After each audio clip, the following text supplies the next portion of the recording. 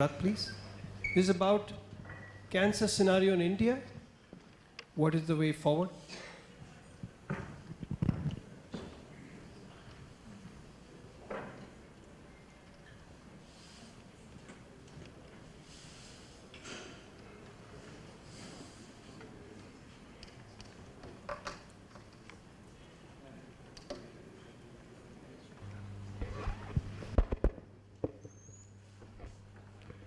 Chairpersons, ladies and gentlemen, at the end, I have been given the responsibility of discussing where are we today, so far as India is concerned, how well we are placed or how poorly we are placed so far as our preparedness towards cancer is concerned. I'll start with certain history because without history, we cannot go forward. On 25th January 1910, this is the plague, 1910. Lady Minto inaugurated the first cancer center in the oldest medical college of the country, which is Medical College, Calcutta. When the Britishers came here, the first thing they did was Fort Williams, second was the Writers' Building, and third was the Medical College. And in the medical college in 1910, cancer first came. And this is the plague, which is no more there because a new building has come there. So around that time, a lot of good things also happened. The ICMR, which we see today, also came in 1910. I mean, for some, because students are there, they should know the history. It was called at that time Imperial Research Fund. Now it is called ICMR, Indian Council of Medical Research. A year after that, the capital shifted to Delhi, 1911. So, easy to remember. This is the evidence. Whatever I'll be talking today will be all backed by evidence because nobody listens to anybody without any evidence today. This is the invitation letter which I got from the Calcutta Medical College to come for that inauguration which I had got. Well, I'll show you some statistics during British India, which are in government files today. In 3031, these were the causes how our grandfathers, great-grandfathers, grandmothers were dying. Cancer was not part of it because we were not living beyond 30. This was the cause of death. Cholera, smallpox, plague. You know, in cholera, a village used to be wiped off. Plague, 2-3 villages used to be wiped off. And death rate was 25 per 100,000 and lifespan was less than 30. Today, you know, the lifespan is 68 for males and 70 for females, official. These were the 8, they used to call radium therapy those days, not cancer center, because there was nothing else other than radium. Even though by 1895, you know, Röntgen had already discovered X-ray, but most centers were called radium therapy center, and there were 8 of them, as you can see, in Delhi, Patna, Madras, Calcutta, Ceylon, Bombay, Cuttack, and Lady Williamson Hospital, which is now in Lahore. There's nothing else beyond this. In 1913, 10 milligram of, there was a lot of lull after that. In 1913, for 3 years nothing happened. 10 milligram of radium was brought to Ranchi. This is all I can document. I've given the reference. It's by Dr. A.D. Singh, who died last year. But that's the documentation. 10 milligram of radium was brought to Ranchi by Colonel Bhogal. And he published his report in a newspaper, which was seen by Sir Edward Gate, who was the governor of Bihar at that time. He was impressed and he offered to gift 50 milligram of radium to the colonel, and that's where the radium therapy started. A year after that, it moved to Patna. That's why it's called Radium Center, Radium Road, and Iridium Colony. We just saw what has happened in neurosurgery over last 40 years or so. As Dr. Aditya was just saying, you know, his professor and my professor, both, I mean, still alive, Dr. Banerjee used to say, about 40 years, 50 years back, when the barber used to come to save the patient, he used to save the son also. Because tomorrow he's going to die anyway, and he has to come again to save the son. That used to be neurosurgery. But today, we hardly see the neurosurgical death. So in oncology also, similar things have happened, and this is the document. This is the evidence. Clinical oncology, this is the publication, December, JCO, Journal of Clinical Oncology 2010, December 2010 issue. This is by the President of American Society of Clinical Oncology. What he has tried to show is this. Cancer is one of the best diseases to treat. If you take the chronic diseases like diabetes and blood pressure, neither diabetes nor blood pressure is preventable. Neither diabetes nor blood pressure is curable. So it takes throughout life. But cancer is such a wonderful disease where 70% is preventable. I'll show you in another 3-4 minutes. And here it shows that half of these, almost 80% are curable. And in prostate, 100% curable, of course in early stage. If you come in stage 10 or stage 11, in fact stage 4 is written on the books, but had it staging been in India, it would have been stage 12 or stage 13 or stage 20, These tumors which come, which the Britishers have not seen, how can they stage beyond 4? That's what we see.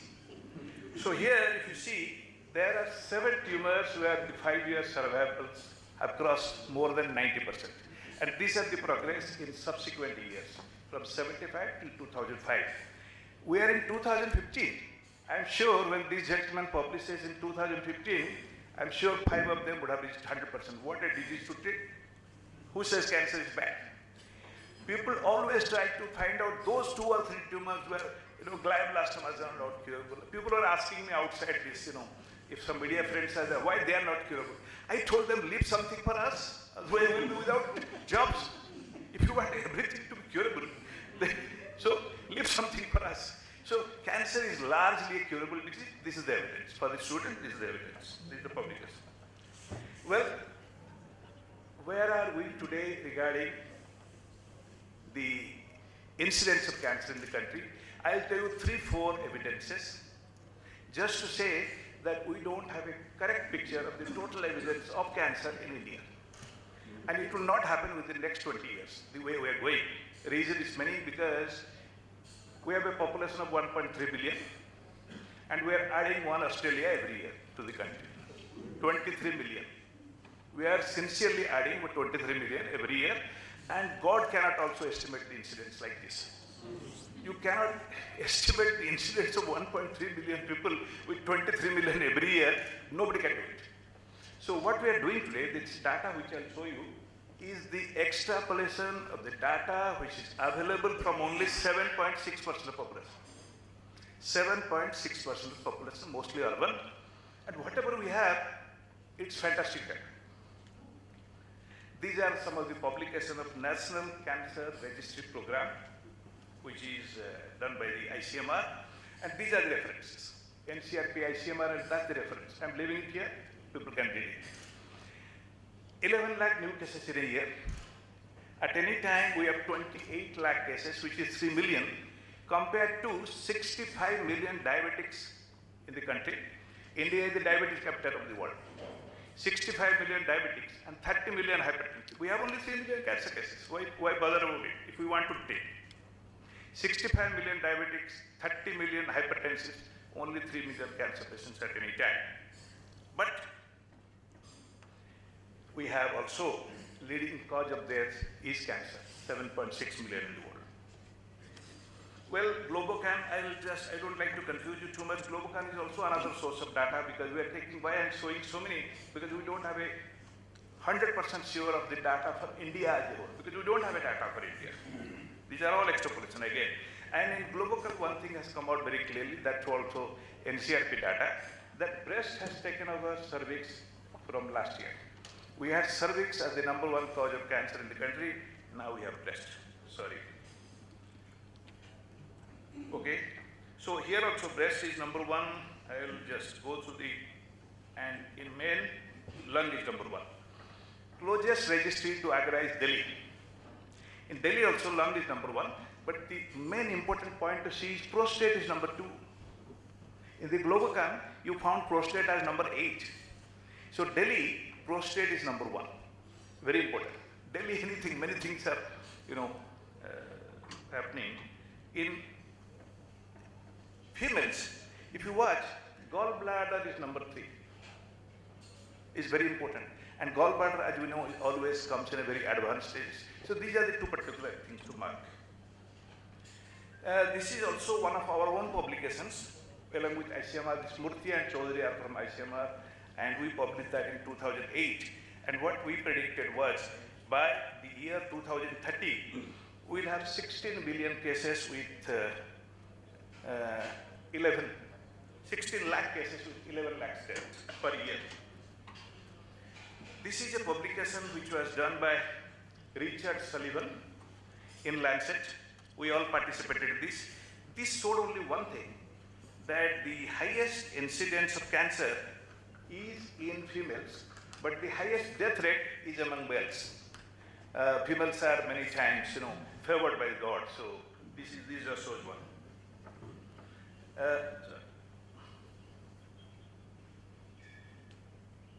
If you see the incidence across the registry, that's also a very, very, startling figure. India is a gold mine for cancer research in the same country. You will never find anywhere in the country where you have such a wide difference. The highest incidence of this cancer in the country is in Mizoram, Aizawl city, 273 versus 40.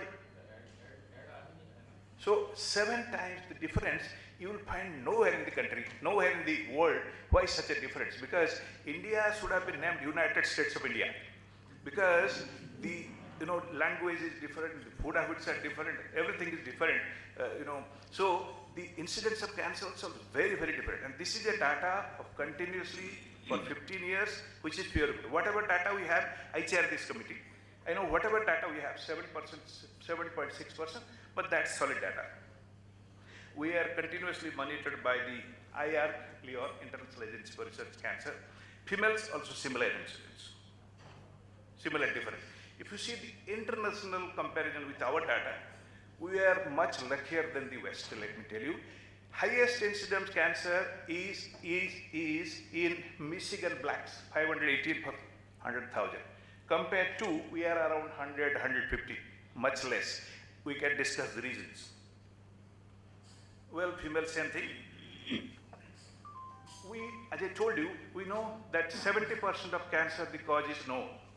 40% tobacco related, 20% infection, 10% lifestyle. So all these 70% are eminently preventable because we know them. And this is just to say that 45.4% in males and 16.5%, 8% in females. We know the cause. And if you see the cancer burden and trends, more or less all cancers are on the increase except cervical cancer. Without doing anything, just by education and health information, this cancer is coming down. You see, this is the only cancer which is coming down over the years. Otherwise, all cancers are going up gradually, some rapidly, some growing gradually. As I told you, less than 10% coverage. Demographic variation in the incidence of cancer, that only says what are the causes of cancer. There are wide variation in the types of cancer. There is a type of cancer for our friends from abroad, is called chutta cancer. Our people, strange people in a strange country, they smoke reversely. In Andhra Pradesh, it's called chutta cancer, so you have palate cancer. It's found only in that part of the world. There are some people in the Kashmir, which is the northern part of our country, they put a thing called kangri to beat the cold. So they have cancer in the abdomen called kangri cancer. So variety of distribution of cancer in this country, but majority are tobacco-related cancers. Seeing that tobacco is one of the major causes of the non-communicable disease, what government has done is it has added diabetes, CVD and stroke, and it has formed the National Cancer Registry program has been increased or enlarged to make NCDI, or National Center for Disease Informatics and Research in Bangalore.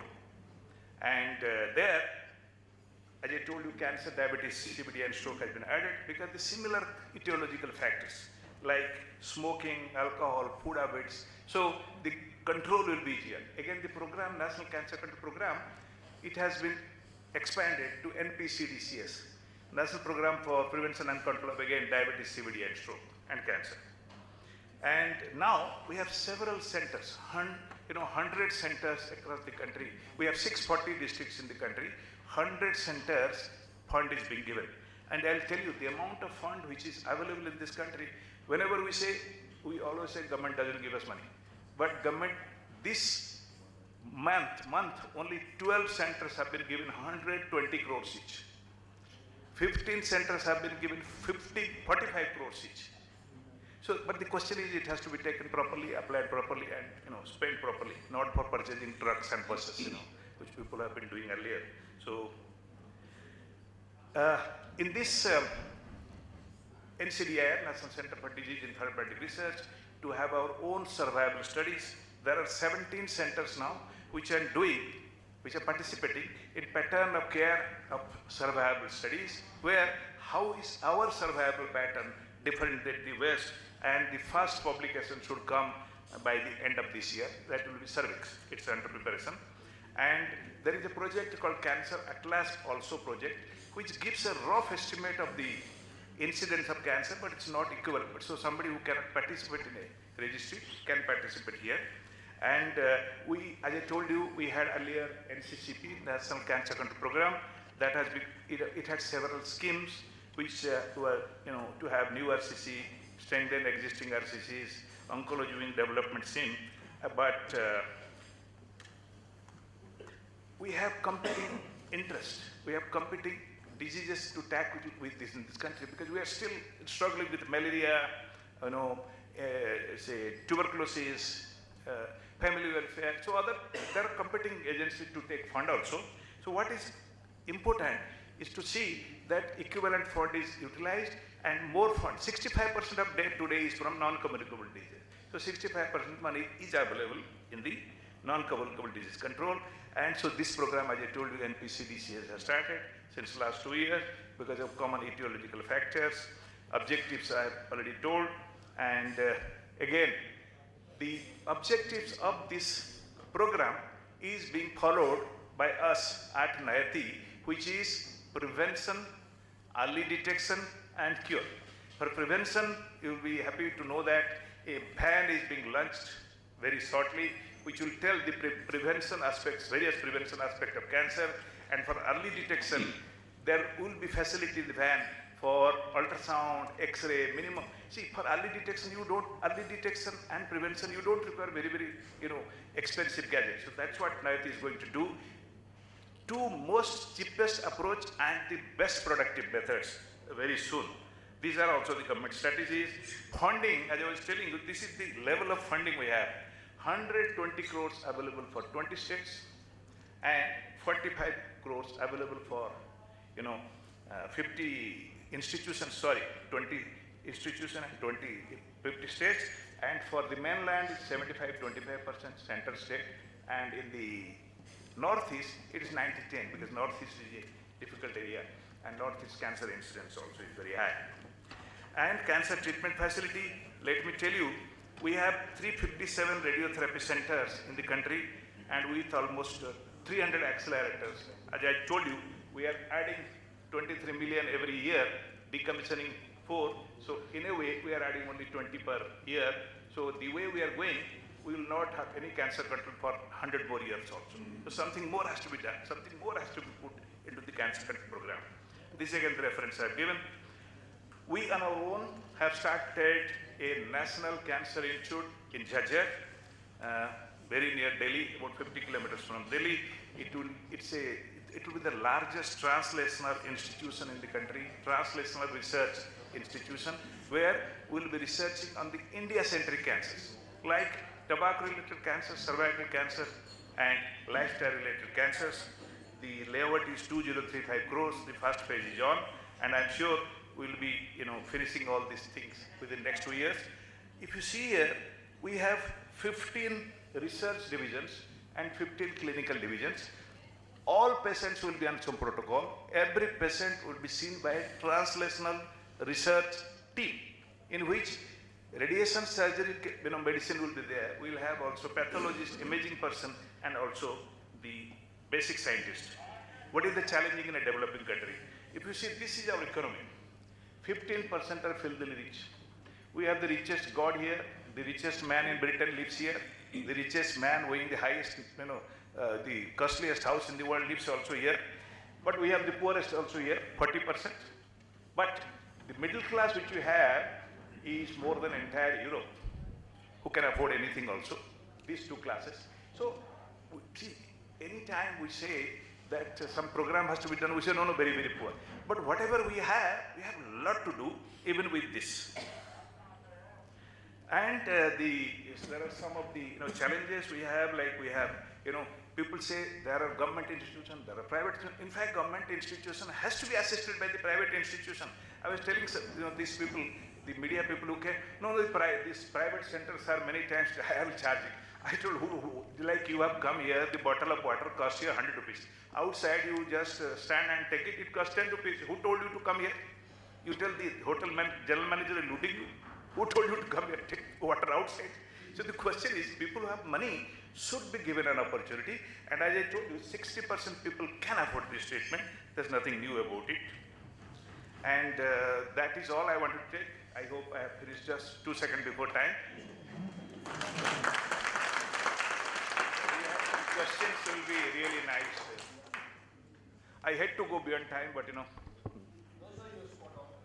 And it is such a witty talk that we were all just spellbound.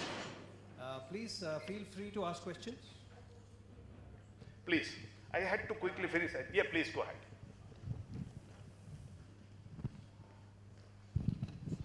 First of all, I must acknowledge the way you have presented your lecture on the entire, I must say, cancer epidemiology things and the scenario, especially the registry things. And 3-4 things that should have been there. One, you have made a reference about the cancer treatment team. What are they conceiving of in preventive oncology? Let me tell you, this aims to the purpose, and why you have gone little away from the aims is, the purpose is only teaching, research. Patient care we don't say at all. Patient care will follow. The question is, if you have another hospital, it doesn't add much. So there are basically 7 areas of cancer management. I'll say first is preventive oncology, as you just told. First is preventive oncology. Second is palliative care. Preventive oncology, palliative care are the most important thing, which is usually neglected, because we all say we are busy. Busy for what? The question, if you are an overall manager, you should be busy for things for which you are meant. Preventive oncology, palliative care will help the country, number 1. Then the 3 major modalities, surgical, medical, radiation. So 3 plus 2, 5, 2 more, imaging and pathology, in that order. So unless we focus on preventive oncology, because as I told you, 70% cancer preventable, tell me which other disease is 70% preventable. So if